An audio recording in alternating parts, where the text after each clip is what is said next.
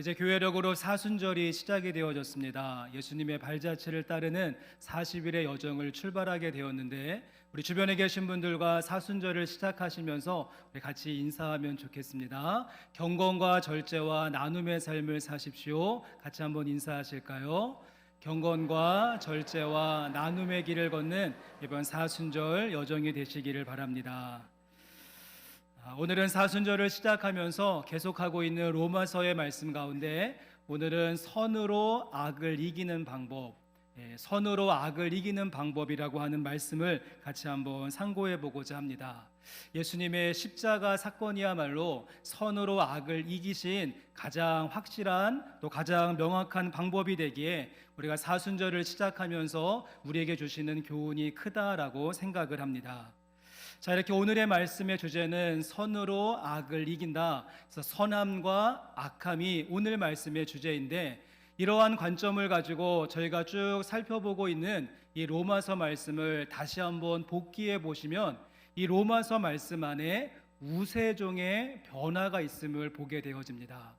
무슨 말인가 하면 우리가 코로나 팬데믹을 통과하면서 우세종의 변화라고 하는 말을 참 많이 들었는데 어떠한 새로운 바이러스가 발견되어지고 이전보다 더 강력한 전파력과 힘을 갖게 되어지면 우세종이 변화되었다라고 하는 말을 쓰는 것처럼 이 로마서 말씀 전체를 우리가 악함과 선함이라고 하는 관점으로 생각해 본다면 이러한 우세종의 변화가 있다는 것이죠.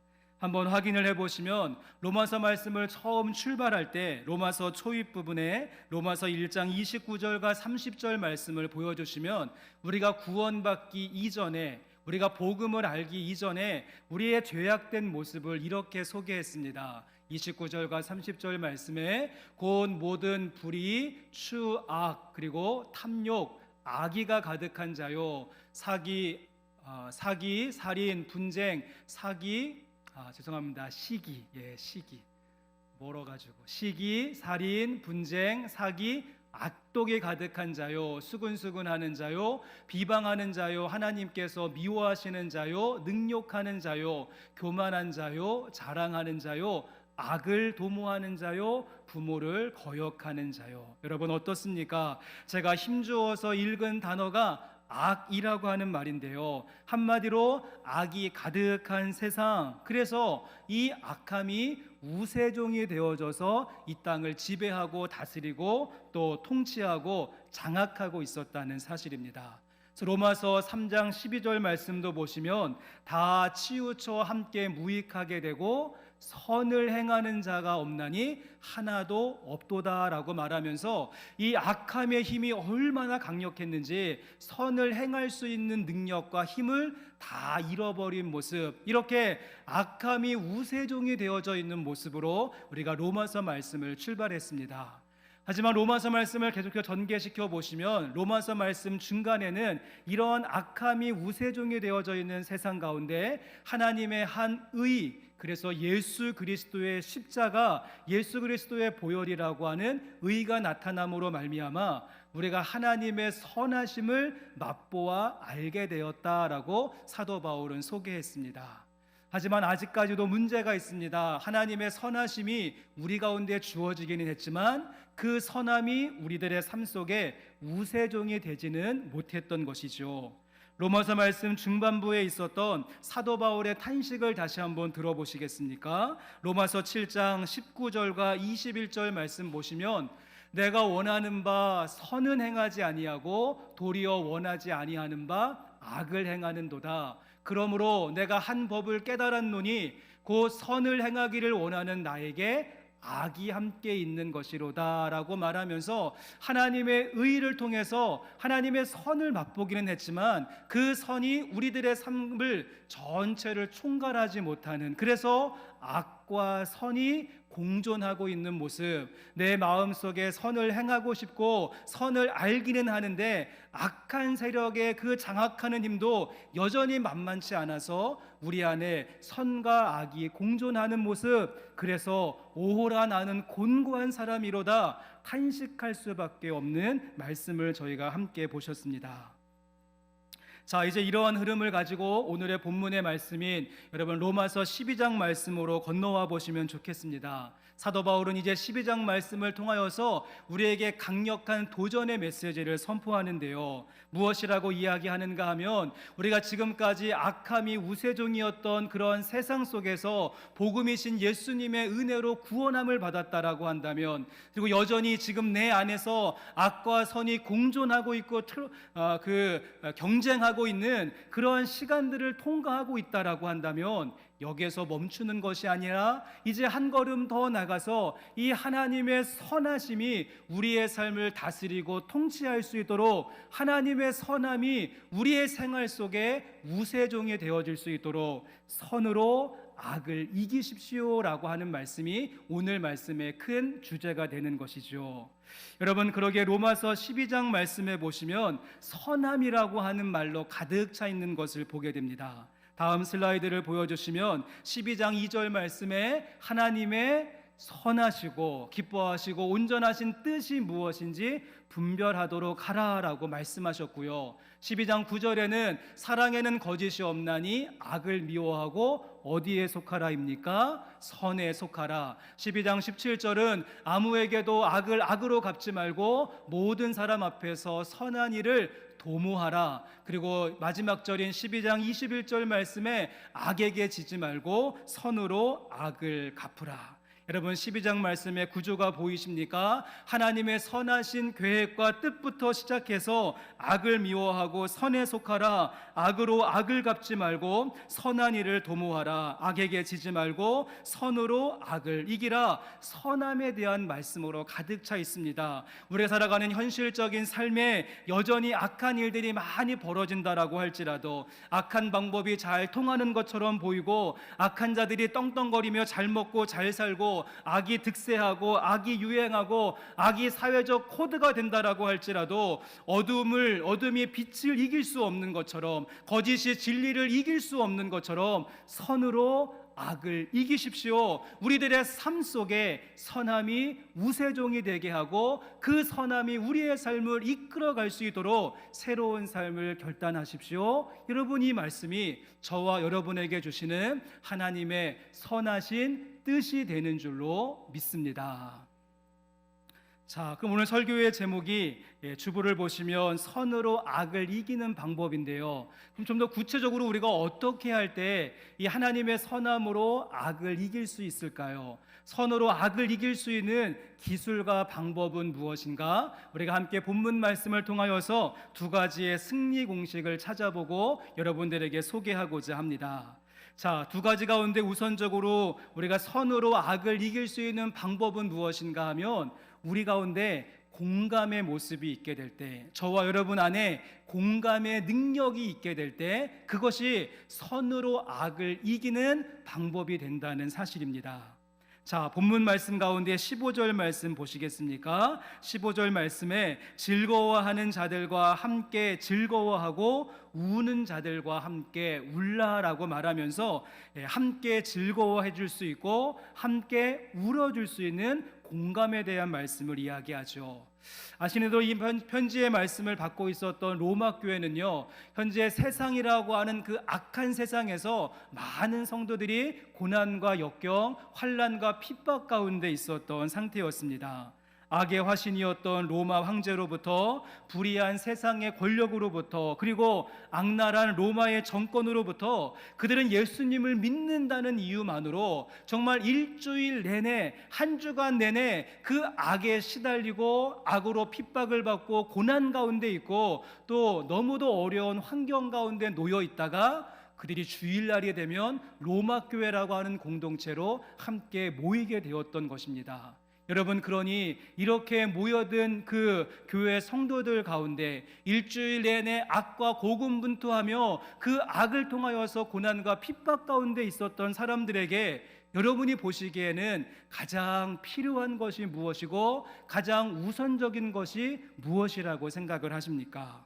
그들을 보듬어주고 아픔을 감싸주고 격려해주고 공감해 주는 일이 되지 않을까요? 그러기에 사도 바울은 선으로 악을 이기는 첫 번째 방법으로 저 악한 세상에서 한 주간 동안 고생하고 고군분투하며 힘들게 지내왔었던 그 사람들이 함께 모여서 격려해 주고 마음을 나누고 우는 자들과 함께 울고 아파하는 자들과 함께 아파하고 즐거운 일이 있으면 함께 웃어줄 수 있는 그 공감이 악을 이기는 선한 방법이 된다라고 말씀해 주었다는 것입니다. 그러기에 괜히 어설픈 동정이나 훈수를 하려고 하지 말고 깊은 공감의 마음을 가지고 함께 나눌 수 있어야 하는 것입니다. 그들 가운데 컨설팅이 필요한 것이 아니라 카운셀링이 필요한 것이고, 훈수를 두는 것이 아니라 경청이 필요하고, 값싼 동정이 아니라 깊은 공감으로 울지 말라라고 이야기하는 것이 아니라 우는 자들과 함께 울어줄 수 있는 그 공감의 마음이 교회 공동체 가운데 필요했던 것입니다. 특별히 로마교회가 더욱더 힘들었던 점은 무엇인가 하면, 로마교회 안에는요, 이 로마인이었던 그리스도인들 그리고 유대인이었던 그리스도인들이 지금 한 지붕 아래 두 가족 같은 모습으로 있었습니다. 이것이 왜 어려운 점인가 하면, 모든 그리스도인들이 고난과 핍박 가운데 있는 것은 사실이었지만 그들의 신분에 따라서 그 고난의 강도가 달랐던 것입니다. 그래도 이 로마 시민권을 가지고 있었던 사람들은요, 고난과 핍박에서 어느 정도 자유로울 수 있었고 그 박해를 피하거나 모면할 수 있는 길이 있었죠. 하지만 이에 비해서 유대인들은 어떻습니까? 상대적으로 낮은 지위와 신분을 가지고 있었기 때문에 더 강도 높은 고난과 역경의 자리에 있을 수밖에 없었고, 같은 유대인들 사이에서도 내가 섬기는 주인이 기독교인이면 조금은 쉼쓸 틈이 있었지만, 그렇지 않은 경우에 더 모질고 어려운 핍박에 내몰릴 수밖에 없었다는 사실입니다. 우리 가운데 있는 어려움도 무엇인가 하면, 이 고난과 역경이 모든 사람에게 공평하고 균등하게 주어지면 그래도 참을만 할 것 같은데 어떻습니까? 서로 경험하게 되어지는 고난과 역경, 핍박과 환난의 강도는 다 다르다고 할 수가 있습니다. 여러분, 그러니까 내가 모든 것을 다 아는 것처럼 훈수를 두거나 내가 모든 것을 이해한다라고 하는 것처럼 어설픈 대답을 제시하는 것이 아니라 그저 묵묵히 공감하며 함께 아파하고 함께 울어주고 함께 즐거워해 줄 수 있는 그것이 진정한 힘이 되고 선으로 악을 이기는 방법이 된다는 것입니다.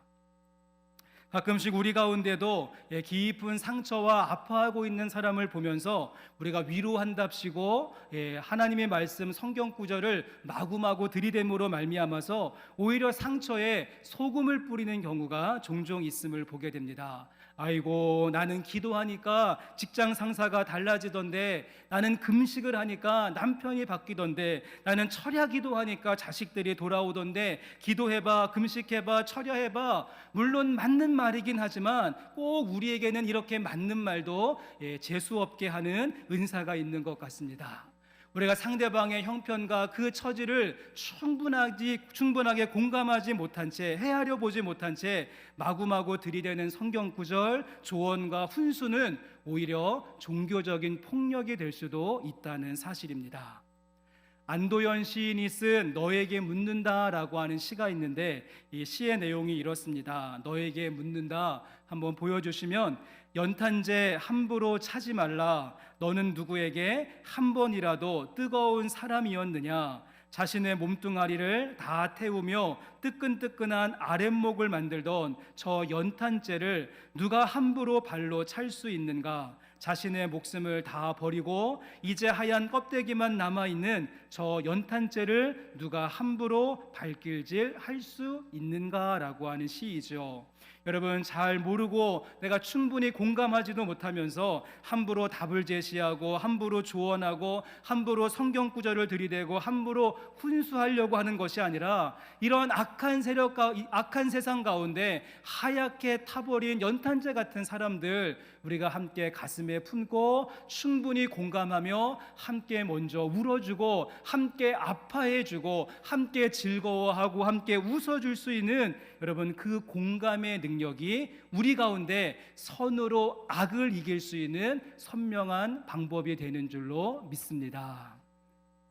이제 그 다음에 이어지는 말씀을 보시면 이렇게 우리 가운데 공감의 능력이 중요하기 때문에 함께 울고 함께 웃는 공감의 능력이 필요하기에 이어지는 16절 말씀을 보시면 이 공감 능력을 키울 수 있는 몇 가지의 방법을 우리에게 제시해 줍니다. 우리 16절 말씀 함께 보실 텐데요. 저는 이 16절 말씀이 우리 2부 예배 시간에는 저희 교회 속회 리더들을 임명하는 시간이 있었습니다. 올해 모두 111속으로 저희가 출발을 하게 되는데요. 우리 속회 클래스 리더들 또 속장님들을 임명하고 우리가 축복하는 시간을 가졌고, 오늘 3부 예배 시간에는 저희 교회 신임 임원들, 그래서 23분의 신천 권사님과 17분의 신천 집사님들을 임명하게 되어졌는데, 저는 이렇게 세움받는 모든 교회 일꾼들이 꼭 기억해야 하는 말씀이 16절 말씀이 된다라고 생각합니다. 우리 16절 말씀 같이 읽어보실 텐데, 우리 해당되시는 분들은 더욱더 크게 읽어주시기를 바랍니다. 함께 읽습니다. 서로 마음을 같이하며 높은 데 마음을 두지 말고 도리어 낮은 데 처하며 스스로 지혜 있는 채 하지 말라. 이럴 때 공감의 힘이 발휘된다는 것입니다. 서로 마음을 같이하며 라고 말하면서 한 마음을 품을 것을 이야기하죠. 여기서 지금 같은 마음을 갖는다는 것은요, 다 똑같은 생각을 해야 되고 똑같은 사상과 철학을 가져야 되고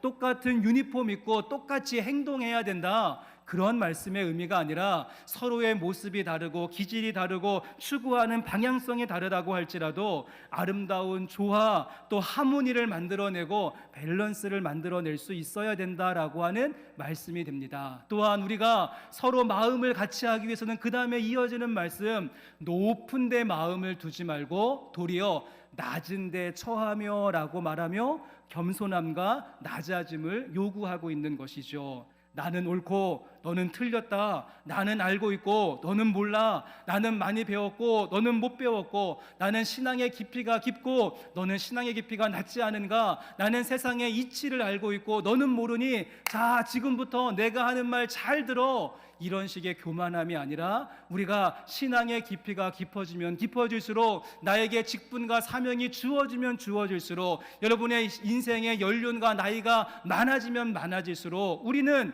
어떻게 해야 되는 것입니까? 높은 데 마음을 두지 말고 낮은 데 처하며 겸손한 자리에서 사람들을 품어낼 수 있는 넓은 마음을 가져야 합니다. 그 다음에 이어서 말하기를 스스로 지혜 있는 채 하지 말라. 스스로 지혜 있는 채 하지 말라.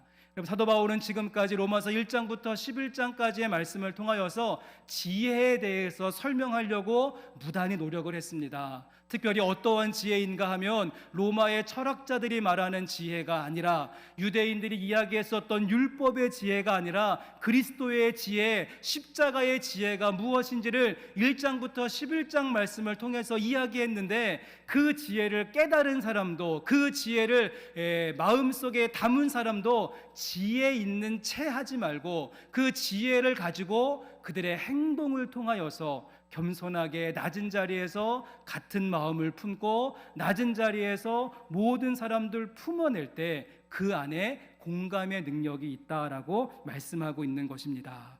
오늘 교회 일꾼으로 세움을 받는 우리 신천 권사님들, 그리고 신천 집사님들, 그리고 교회의 클래스 리더와 우리 속장님들, 서로 마음을 같이하며 높은 데 마음을 두지 말고 도리어 낮은 데 처하며 스스로 지혜 있는 채 하지 말라. 나에게 주시는 말씀으로 담으며 공감의 일들을 만들어낼 수 있는 교회의 일꾼들이 되시기를 바랍니다. 또한 이 자리에서 함께 예배하고 있는 우리 모든 영생교회 성도님들의 모습도, 우리가 살고 있는 세상이 악함의 강도가 점점 강해지고 악함의 그런 내용들이 점점 편만해지고 악함의 파도가 점점 높아진다라고 할지라도 우린 그 가운데서 악으로 선으로 악을 이기기 위하여서 여러분, 우는 자들과 함께 울고 아파하는 자들과 함께 아파해주고 즐거워하는 자들과 함께 즐거워해 줄 수 있는 아름다운 연대와 공감의 진을 만들어낼 수 있는 영생교회 공동체 될 수 있기를 주님의 이름으로 간절히 소망합니다. 자, 그런가 하면 또 한 가지의 방법이 있습니다. 또 한 가지, 두 번째 방법과 기술. 첫 번째보다 전 두 번째가 훨씬 더 어려운 것이라고 생각을 하는데요. 사도 바울은 두 번째로 어떻게 할 때 우리가 선으로 악을 이길 수 있는가? 우리 가운데 축복의 모습이 있을 때, 축복함의 모습이 있을 때 선으로 악을 이길 수 있다는 것이죠. 우리 이번에는 14절 말씀 보시면 너희를 박해하는 자를 축복하라, 축복하고 저주하지 말라라고 말씀하고 있습니다. 사도 바울은 이제 말씀의 방향성과 대상을 바꾸고 있죠. 우리가 먼저 살펴보았던 공감의 대상은 누구였습니까? 핍박을 받는 사람들, 그래서 고통 가운데 있는 사람들, 나와 함께 어려움의 처지에 있는 사람들을 보면서 공감해주고 마음을 나누고 함께 울고 함께 웃으라 이렇게 말했다라고 한다면, 자, 두 번째 방법인 축복, 이 축복의 대상이 누구인지 다시 한번 14절 말씀을 보시겠습니까? 너희를 박해하는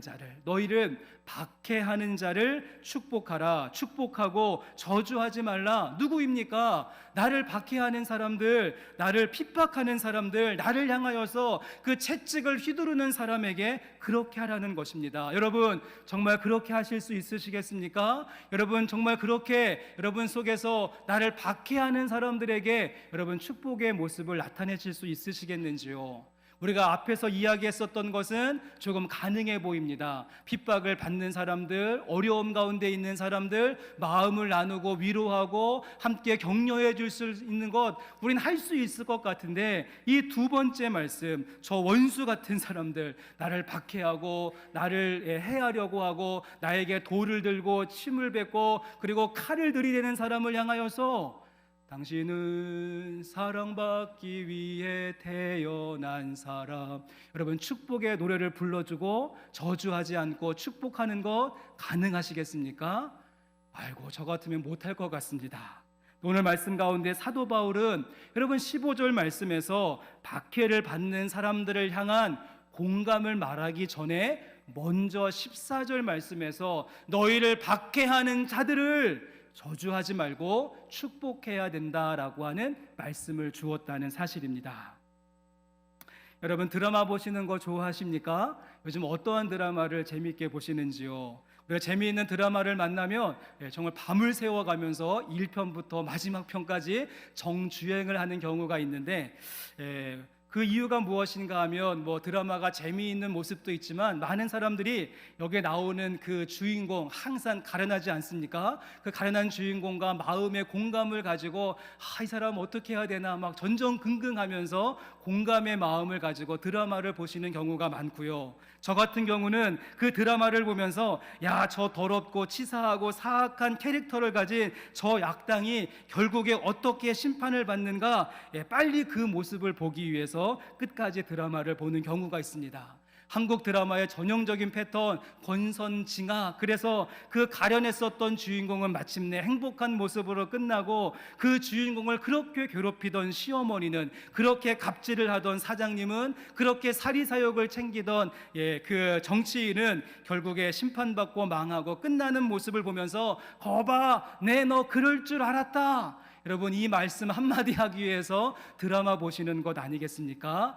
그런데 오늘 말씀 가운데 사도 바울은 권선징악 해피엔딩으로 끝나지 않는다라고 할지라도 우리들의 인생이 내가 생각했었던 스토리대로 진행되지 않는다라고 할지라도, 그래서 저 악한 사람들, 나를 핍박했던 사람은 더 잘되고 승승장구하고 잘 먹고 잘 산다라고 할지라도, 나는 자꾸만 쪼그러들고 완전히 납작해지고 나를 괴롭혔던 저 나쁜 놈은 활개를 치며 다닌다라고 할지라도, 사도 바울이 무엇이라고 말합니까? 그런 사람들 보면서 저주하지 말고 축복하라, 저주하지 말고 축복하라라고 하는 참으로 어려운 말씀을 우리에게 맡기고 있습니다.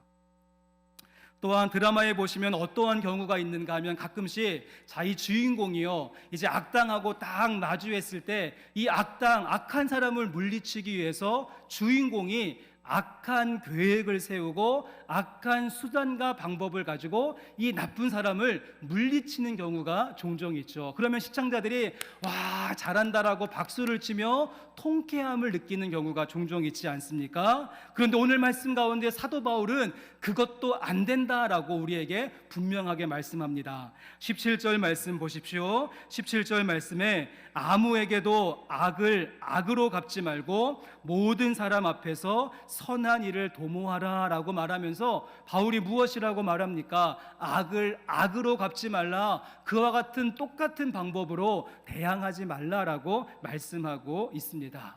저는 이 부분이 우리가 조심하고 또 조심해야 되는 부분이 된다라고 생각을 합니다. 우리 가운데 있는 연약함이 무엇인가 하면 우리는 너무 이 악한 일에 몰두하고 집중하다가 보면 악이 너무 미운 나머지 나도 모르게 악한 방법과 악한 도구를 써서 저 악한 사람들을 물리치려고 하는 유혹이 찾아올 때가 많다는 것입니다. 나도 모르게 괴물과 싸우다가 괴물이 되어버리는 경우라고 할 수 있겠죠. 여러분, 이것이 바로 사탄과 마귀의 고도화된 전략이라고 할 수 있습니다. 악한 영은요, 우리를 이기려고 하지 않습니다. 대신에 사탄은 우리가 악에 바쳐서 악한 방법으로 자신을 이겨주기를 원하고 있는 것이죠. 그래서 처음에는 내가 이긴 것처럼 보이지만, 승리한 것처럼 보이지만, 우리가 악으로 깡으로 이긴 것은 결국에 사탄의 노략과 사탄의 전략에 노란한 일이 될 수밖에 없다는 것입니다.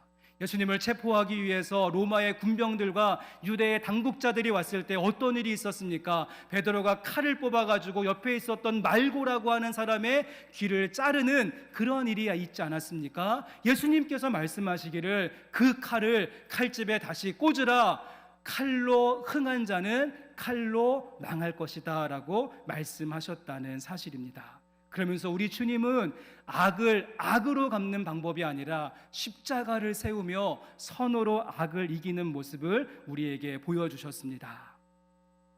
성도 여러분, 어떻습니까? 말씀이 가면 갈수록 자꾸만 어려워지고 점점 부담감이 됩니다. 도대체 우리한테 어떻게 하라는 것인가? 저주에서도 안 된다라고 이야기하고 악한 방법을 동원해도 안 되고 악한 계획으로 맞서도 안 된다. 그러면은 우리가 이길 방도가 없는 것이 아닌가? 이렇게 질문하실 수 있으실 텐데요. 오늘 말씀 가운데 사도 바울은 마지막으로 모든 것이 안 되지만 우리에게 가능하고 허용하는 것 한 가지가 있다라고 말씀합니다. 우리 마지막 19절과 20절 말씀, 그 방법이 무엇인지 같이 한번 읽어보겠습니다.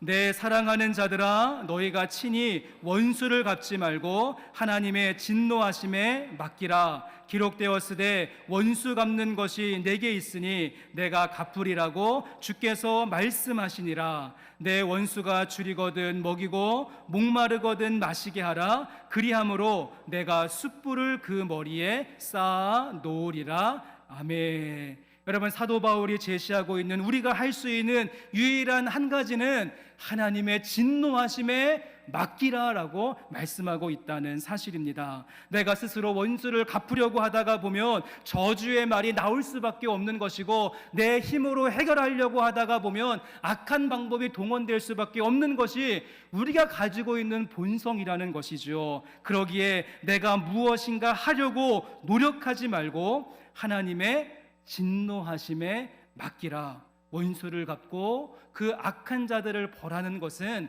하나님의 권한과 하나님의 주권에 있지 우리의 역할이 아니다라고 말씀하고 있습니다. 그런 다음에 원수가 줄이거든 먹이고 원수가 목마르거든 마시게 하라. 미운 놈 떡 하나 주는 심정으로 그렇게 하지 말고 진심으로 먹이고 진심으로 마시게 하면 그것이 어떻습니까? 그 상대방의 머리에 숯불을 쌓아두는 일이 된다는 것입니다. 머리에 숯불이 올려져 있기 때문에 아 뜨거워 하면서 깜짝 놀라서 회개하고 뉘우치면 돌이킬 수 있는 기회가 되겠지만, 여전히 딱딱하고 완악한 마음을 가지고 마음을 바꾸지 못하면 그 숯불이 그 사람 머리 위에 있는 것이기에 언젠가는 그 사람에게 부어지는 진노와 심판의 대접이 될 수 있다는 것입니다. 성도 여러분, 그러니 우리가 할 수 있는 방법이 무엇입니까? 미운 사람일수록 원수 같은 사람일수록, 상종하고 싶지 않은 사람일수록, 내 눈에서 레이저 나오는 사람일수록 오늘 말씀 기억하시면서 축복하고 저주하지 않고 열심히 먹이고 마시고 하나님께 맡겨드릴 수 있는 모습, 여러분, 이것이 우리가 지는 것 같지만 선으로 악을 이기는 하나님의 궁극적인 방법이 되는 줄로 믿습니다. 이제 말씀을 마무리하고 마치려고 합니다. 저는 개인적으로 오늘의 말씀을 묵상하면서 재미있는 것 한 가지를 발견했습니다. 우리가 함께 읽은 말씀이 14절 말씀부터 21절까지의 말씀인데, 보시면 모든 문장, 모든 구절이 무엇 하라라고 하는 말씀으로 끝난다는 것이죠. 모든 구절의 끝이 라자로 끝이 납니다. 저는 그래서 랄랄라의 말씀이라고 별명을 붙였는데요. 여러분, 사도 바울이 이 모든 문장, 모든 구절들을 명령형으로 쓰고 있는 이유가 무엇이라고 여러분 생각을 하십니까? 오늘 말씀이 제시하고 있는 내용들 우리가 그냥 읽게 되어진다면, 아이고 이게 가능해? 말도 안 돼. 현실을 보라고, 택도 없는 소리. 아이고 이렇게 이루어질 수가 없어. 미션 임파서블 같은 말씀으로 다가올 것입니다. 그러기에 지금 사도 바울은 명령형의 문장으로 우리에게 주고 있죠. 그러면서 불가능한 것처럼 보이지만 그래도 한번 시도해보고, 그래도 한번 도전해보고, 그래도 한번 트라이해보라고 우리에게 주시는 말씀이 되는 줄로 믿습니다. 성도 여러분, 박해하는 자를 축복하라. 축복하고 저주하지 말라. 즐거워하는 자들과 함께 즐거워하고 우는 자들과 함께 울라. 서로 마음을 같이하고 지혜로운 채 하지 말라. 악을 악으로 갚지 말라. 선한 일을 도모하라. 할 수 있거든 모든 사람과 더불어 화목하라. 하나님의 진노하심에 맡기라. 줄이거든 먹이고 목마르거든 마시게 하라. 악에게 지지 말고 선으로 악을 이기라. 오늘 주시는 명령형의 문장 가운데 여러분 단 한 문장이라도, 한 구절이라도, 한 센텐스라도 여러분의 삶 가운데 가지고 가셔서 주어진 현장에서 아름답게 실천함으로 넉넉히 선으로 악을 이기실 수 있는 참된 승리자가 되실 수 있기를 주님의 이름으로 간절히 축원합니다. 기도하겠습니다. 사랑과 은혜의 하나님, 오늘도 주신 말씀 기억하며 우리의 삶의 현장으로 나갑니다. 선으로 악을 이길 수 있도록 하나님의 방법과 하나님의 기술을 우리에게 채워 주시옵소서. 공감의 마음을 가지고 우는 자들과 함께 울고 웃는 자들과 함께 웃을 수 있는 예수님의 마음 품게 해주시고, 우리 앞에 많은 불편한 관계에 있고 또 적대적인 모습 가운데 있는 사람이 있을지라도 저주하지 않고 축복할 수 있도록 인도해 주시고, 그 사람을 먹이고 채우며 하나님의 때를 기다릴 수 있는 믿음의 인내, 믿음의 결단도 우리 가운데 있게 하여 주옵소서. 모든 것 감사드리며 거룩하신 예수님의 이름으로 기도합니다. 아멘.